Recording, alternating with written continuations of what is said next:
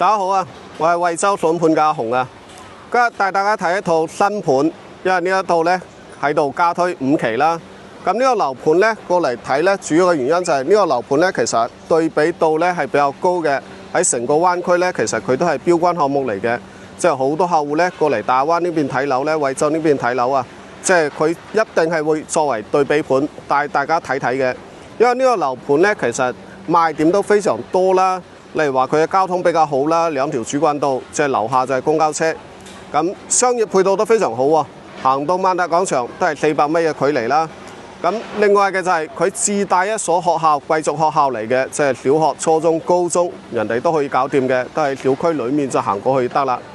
所以話呢個樓盤呢，一直都係大亞灣嘅網紅盤嚟嘅。咁呢一期呢，佢係加推咗5期啦。咁5期呢，又係2梯3戶嘅。咁舒適度嚟講係比較好嘅。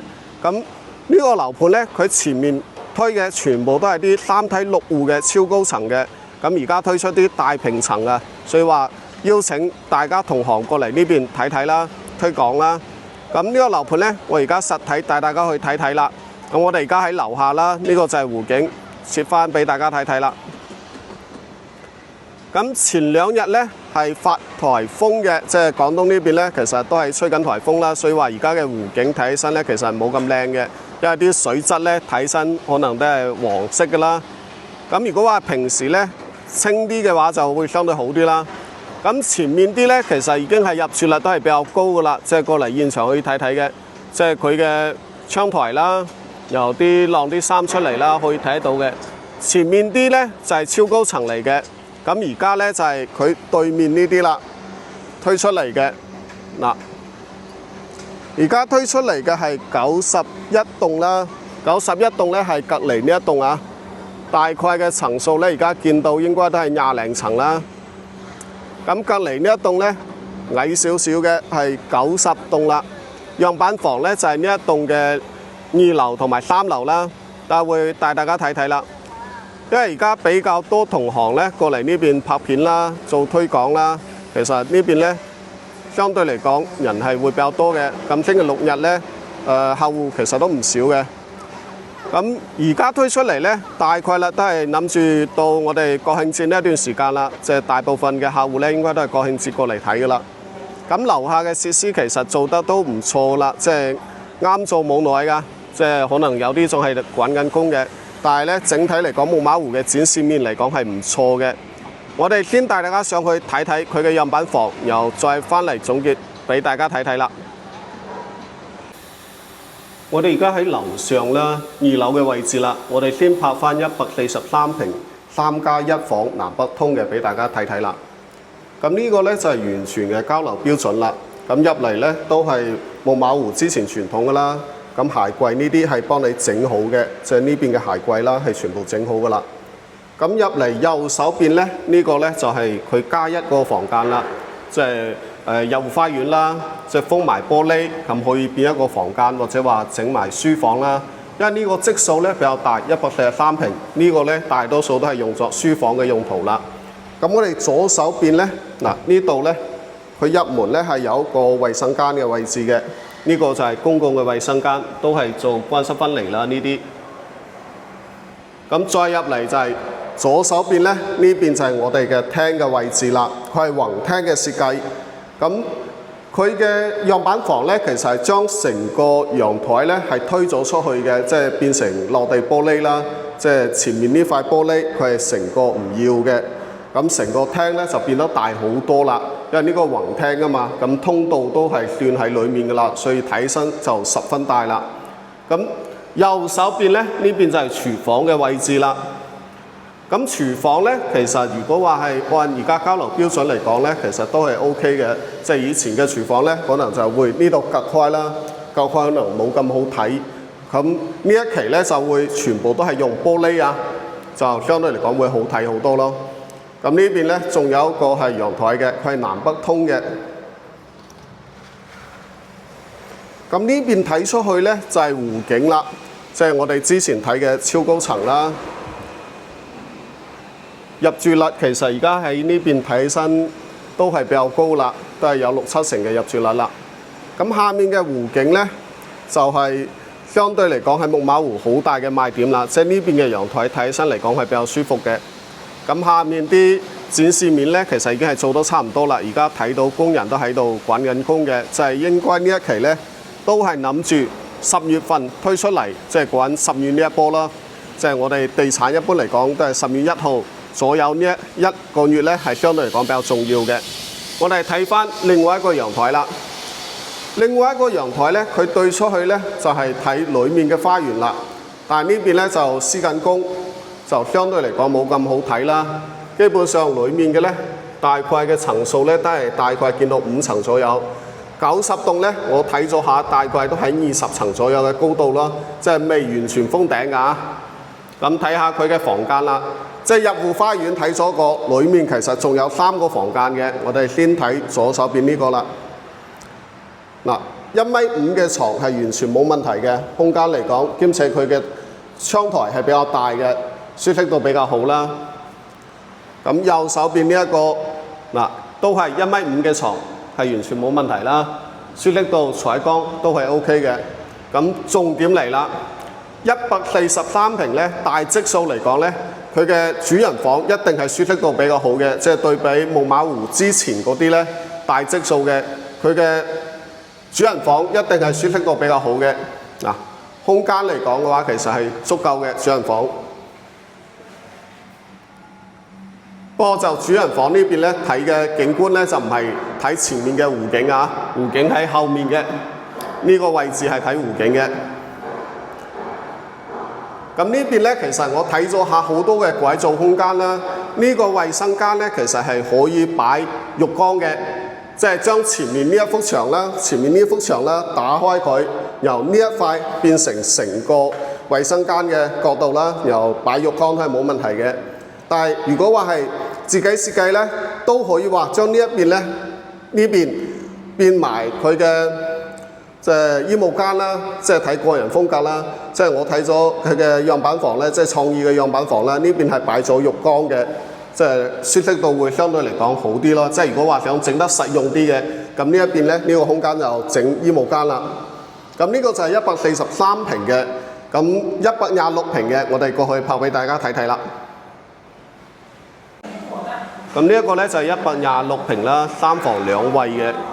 咁呢一個咧，佢設計得比較好嘅係雙龍抱珠嘅格局啦，廳喺中間，兩邊就係房間嘅。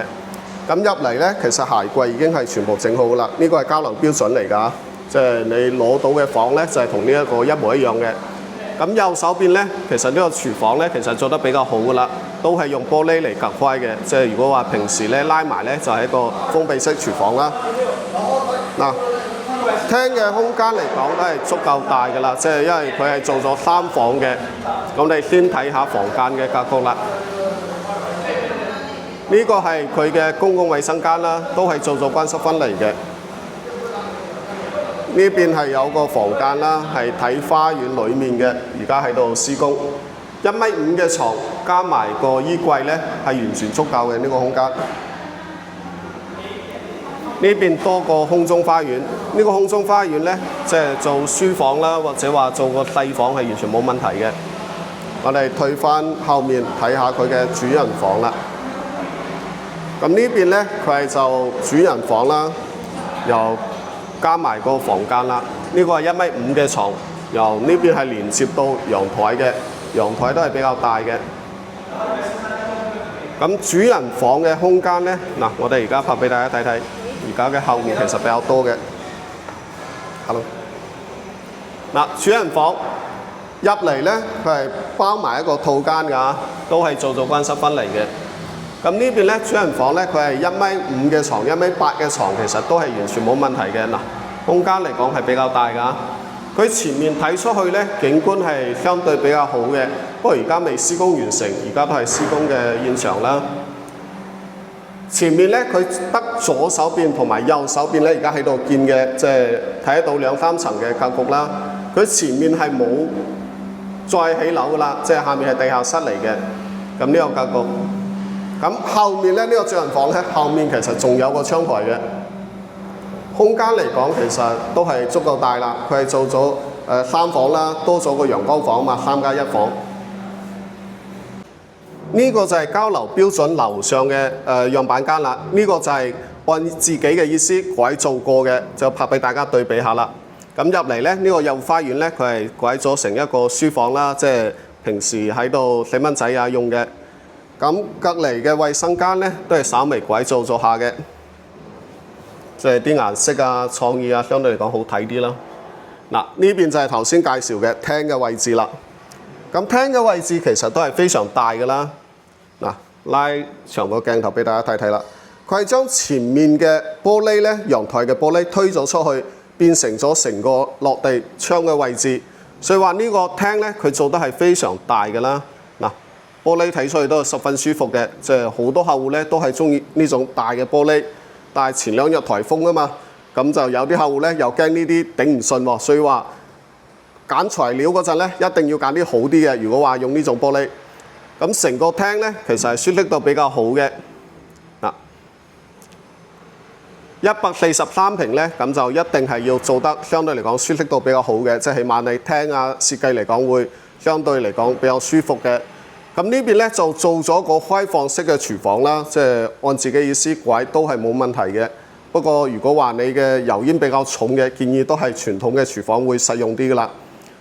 嗱，呢邊睇出去嘅就係木馬湖嘅湖景啦。另外3個房間嘅改造拍俾大家睇睇啦。嗱，呢個咧就係做細蚊仔嘅房啦，都係改造得比較 OK 嘅。嗱，呢個就係比較傳統嘅，對面嘅就比較傳統嘅1.5米嘅床啦，又擺埋個衣櫃。主人房咧就係頭先介紹嘅啦，一定係舒適度比較好嘅。嗱，擺2米嘅床啦，1.8米嘅床係完全冇問題嘅，景觀又比較好。呢個就係頭先介紹嘅浴缸嘅位置啦。咁左手邊咧，佢係做咗衣櫃啦，同埋衛生間嘅。咁右手邊呢個空間咧，就係做咗個浴缸，又加埋呢個啦。所以話呢邊咧，佢改造嚟講係相對嚟講整得會比較舒服嘅，比較享受嘅。咁裡面就係佢嘅嗱傳統嘅洗手間啦，外面加埋一個浴缸。143平咧，呢個因為大積數嘅，咁主人房係一定改則比較好嘅。咁而家咧已經喺樓下嘅位置啦，即係睇翻咗樣板房啦。咁我哋做個簡單總結俾大家啦。咁木馬湖咧，其實前面一直都係賣得比較好嘅，都係灣區嘅標杆項目啦。因為佢嘅位置啊、交通啊、商業啊同埋學校啊，啲配套全部都係有。即係講配套咧，木馬湖嘅配套一定係喺灣區裏面咧係排得比較前面㗎啦。因為佢周邊嘅配套都係現成嘅，睇到嘅，都係行路可以搞掂嘅，所以話一直都賣得比較好啦。咁5期咧，頭先已經帶大家睇完咗啦，即係我哋後面樓上嘅位置啦。咁5期而家推出嘅產品咧得2個啫，126平啦，同埋143平啊，2個積數，其實都係大積數啦。點解咁多人過嚟呢邊睇咧？咁主要原因就係而家灣區裏面咧大積數嘅已經係非常少啦。即係一般嚟講，而家嘅主流產品咧係我哋100平左右嘅3房呢種會比較多啦。所以話需要啲大面積嘅，咁得呢邊先有啦。咁隔離咧周邊其實都有啲，但係如果話係2梯3戶嘅，得木馬湖呢邊推出嚟呢個產品需要滿足嘅，咁舒適度嚟講會好啲啦。咁產品嚟講咧，我哋講翻佢嘅產品啦、價錢啦，同埋而家嘅性價比啦。咁價錢咧，而家推出嚟嘅91棟啦，而家俾出嘅價錢咧，均價係11500咁啦。咁11500，你話140幾平嘅，咁總價嘅話去到160幾萬㗎。咁呢個總價咧，其實喺灣區裏面咧可以揀嘅，其實都係非常多㗎啦。咁仲有一點好重要嘅係要同大家講清楚嘅，即係呢一期推出咧，即係頭先我哋拍俾大家睇嗰陣咧，都可以睇到嘅。佢係未封頂㗎，即係期樓嚟嘅，唔係現樓嚟嘅，即係而家係未整好嘅。咁預售樓啦，咁佢嘅交樓時間咧係28年8月份，冇錯係28年。佢就算係提前啊，佢都唔話提前得好，去到咩明年啊做唔到嘅，即係合同嘅時間係28年啦。咁即係話而家25年啦，要3年嘅時間佢先係可以交樓嘅。即係如果話你係真係非常執着一手樓啊，又中意啲大平層啊，個戶型啊各方面都非常啱自己咧，你可以過嚟睇睇嘅，呢個冇問題嘅。即係如果話對呢啲唔係特別執着嘅，你要考慮清楚，要3年先交樓嘅。所以話呢個產品咧，唔係話每個人都適合嘅，因為佢嘅交樓時間的確係相對嚟講比較長啊。即係一般嘅時間，你去到明年啊，或者話1、2年啊，其實好多客戶都已經係喺度考慮緊㗎啦。咁去到3年嘅，咁你的確係要認真考慮啦。咁而家咧，我哋拍翻周邊啲俾大家睇睇啦。嗱，佢呢啲設施咧，而家喺度趕緊工嘅。其實趕工嘅原因咧，主要就係我哋要諗住做出嚟到我哋嘅國慶節啦。因為國慶節咧，其實放假嘅時間比較長啦，好多人都出嚟睇樓嘅。所以話呢啲展示面咧，其實而家都喺度趕緊工嘅。雖然話大部分都已經整好啦，其實好多細節咧係未整好嘅。咁樓嘅情況咧，其實過嚟現場都可以睇得到嘅。佢嘅未封頂，基本上都係去到20層左右嘅高度啦。所以話呢種期樓咧，如果話你係可以接受嘅，建議過嚟睇睇。雖然話木馬湖嘅熱度咧係比較高，好多同行咧都會同你推啦呢一期啦，話有幾好啦。但係真實嘅情況咧，建議都係過嚟現場睇睇先會比較好啲啦。即係如果話係嗱，阿紅呢一段時間咧係拍緊二手都會有嘅。你好似對面啲木馬湖嘅二手其實都唔少嘅，即係要求冇咁高嘅情況下咧，建議都係要睇翻以前啲二手啦。咁如果話中意阿紅呢種風格咧，記得訂閱翻阿紅嘅頻道啦。咁今期木馬湖嘅5期就介紹到呢度啦。如果話係有咩唔清楚嘅，都可以留言翻，電話 WhatsApp 都係冇問題嘅。